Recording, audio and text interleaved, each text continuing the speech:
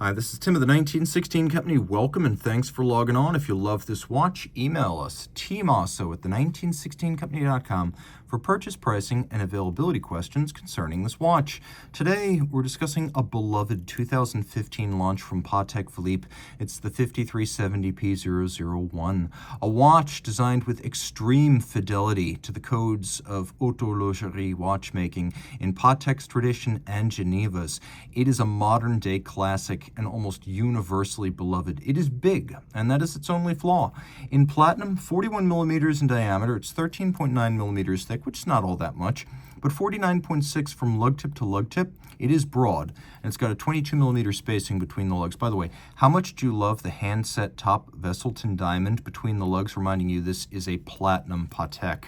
On the wrist, and my wrist, for example, is 16 centimeters circumference. It wears nicely. I can wear this, but I do think this is the limit. If your wrist is any smaller than mine, and by the way, the strap's not broken in, so I'm pulling it tight, but if your wrist is any smaller than mine, I think you're going to want to go with a 5170. It's a great looking watch, by the way. The timepiece looks super cool, and it doesn't look frumpy or overly formal. You could wear this casually, perhaps because the combination of a black dial and a white metal case is so universal. You also feel the weight, which is incredible.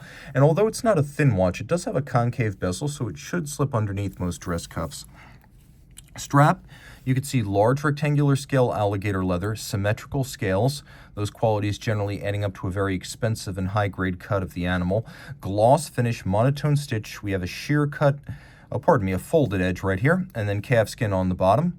And you can see no crimping, no gouging. This is a Patek Philippe factory strap. Little pull-tab spring bar, so you can pop the strap off the case without tools. The Calatrava Cross, it is the logo of the manufacturer. You will see it in various places on the watch. And of course, Patek Philippe makes its own cases now. This case actually starts its life with a 60-ton press that makes the first blank that eventually becomes the case. Fun fact, right? Now, we've got a friction fit system here, but we have a circular spring that makes this a little bit more secure than a typical friction fit clasp. And then you'll appreciate that Patek gives you a platinum clasp on a platinum watch. A lot of brands these days, they give you white gold. So I'm glad to see that. The only white gold on this watch is the hands and numerals on the dial and these little cabochon pins on the end of the lug. So you see these little cabochon? These are in fact made of white gold. Everything else you see externally is platinum. The case flank has been scalloped out and then satin finished. The remainder of the case is polished, which makes for a nice change in focal plane, but also in finish. You can see that the bezel is stepped inboard a little bit and then concave to visually thin the watch out. Different facets of the chronograph pushers are either polished or satinated. And then we have a coaxial trigger for the split-second function inside of the crown for winding and setting. By the way, people always complain about hacking on Patek watches. All of their modern movements feature hacking. You can see this one is no exception. The dial, black enamel. This was a sea change. It wasn't really until back in the mid-2010s that Patek started routinely making dark enamel dials. Prior, if you even bought something along the lines of a 5016 with a black dial, you were probably getting black lacquer, because enamel in black shows every flaw, and while it's relatively easy to polish lacquer to a glassy, smooth shine, it's much more challenging to do that with enamel. So just like a black car shows all dirt, a dark enamel dial shows all of the ridges and divots and rough patches and imperfections that are characteristic of enamel. Enamel has a very chalky-like surface. This is as smooth as glass, and it is glass because that's what enamel is. It's a vitreous paint on top of a gold base, in this case, fired up to 20 times, polished, applied alternately in black and clear layers at 800 degrees to melt the glass, to melt that vitreous paint to create the enamel dial. Then we get Breguet Arabic numerals, always a sign of something very special at Patek. Leaf-style hands. You'll note a subtlety that I appreciate, and I think you will as well, that the primary seconds hand is actually matte finished while all the others are polished.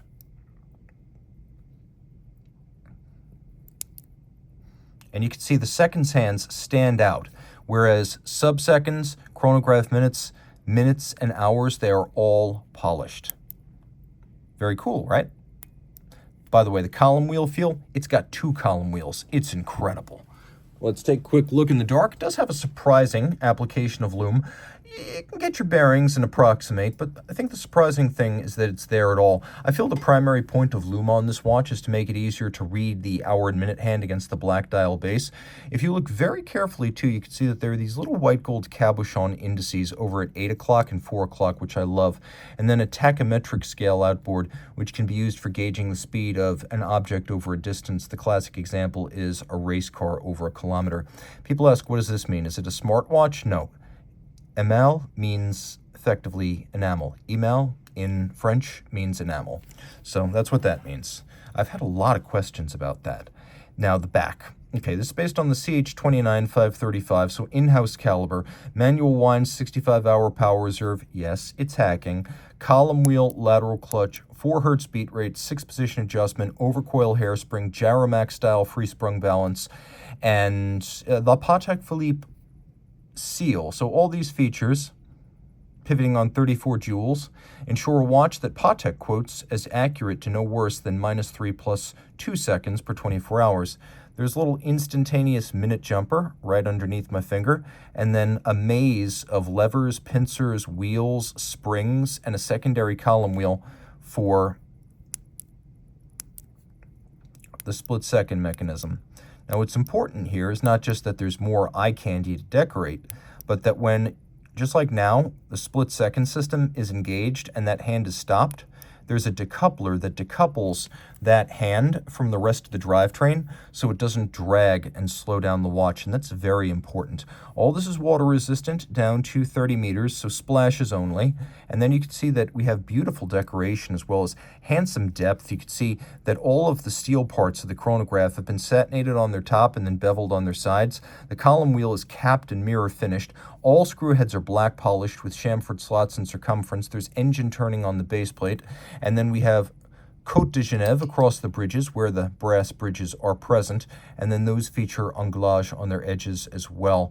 It's a beautiful watch. You can see locating pins. These little polished pins that you see, those are used to locate structures on substructures, and normally they're just left rough. Here they're polished on their head, so the part you can see is polished. What might be most impressive is that the pilot of the screws, the bottom part of the threaded stalk, that is also polished. That was part of the old Geneva hallmark standard, but Patek Philippe has kept it up. And I have to remind people, if you compare this to a Geneva hallmark Patek from the 90s, this would make that look crude. So I don't mourn the old Geneva seal. I like it for nostalgia reasons, but I can say this in good faith. The good old days are now.